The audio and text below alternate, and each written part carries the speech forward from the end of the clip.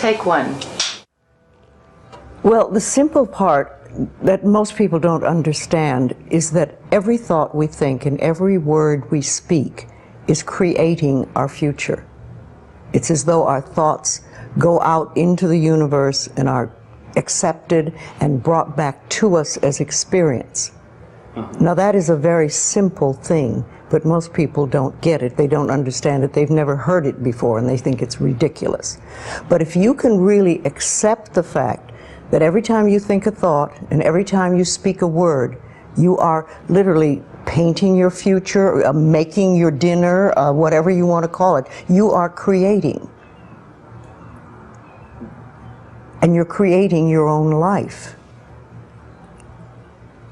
And this is simple, but it's not easy to accept. But once you accept it, then you can start deliberately creating what you want in your life.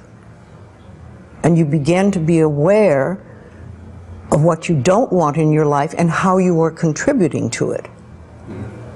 Now, I think this has been around forever, but for some reason in the last 20 years, the universe has wanted this to go out among all the people, or all the people that are ready for it. See, most of us just think, and we don't pay any attention to what we're thinking. We're just doing it. But that's something you need to train yourself to do, to begin to train yourself to be aware of what you're thinking. And one of the ways to do that is to periodically say to yourself, what am I thinking? Would I like this thought to create my life? Would I like to have the experience that this thought could bring to me? Now, it takes a while to do that, but even if we could begin on the smallest level to be aware of our thinking, we can start to make changes.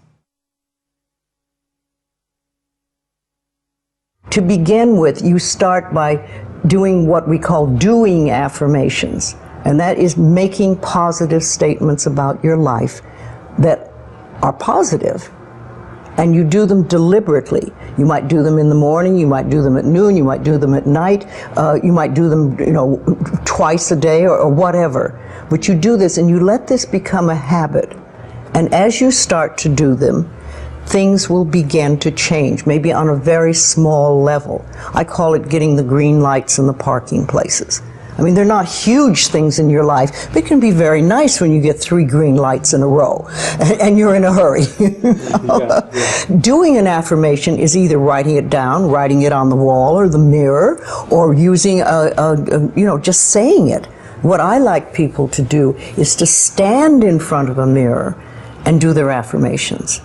Because there's something very powerful about looking in your own eyes and accepting yourself, or noticing that you reject yourself when you're saying something positive about yourself.